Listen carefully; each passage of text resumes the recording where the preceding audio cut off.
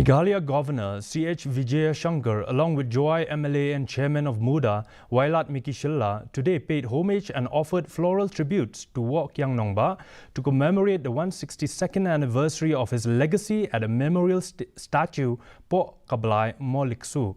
Speaking on the occasion, the governor announced that the memento presented to him would be passed on to the President of India.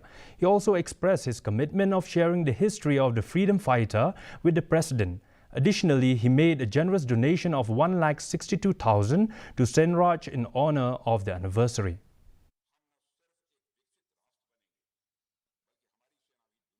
It is an honor to stand before you today to pay tribute to a true hero of our land, Kiang Nangbah.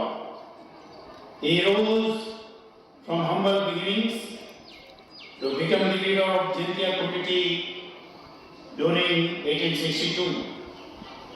He being a freedom fighter who challenged the mighty British Empire, his courage and determination to defend, preserve and protect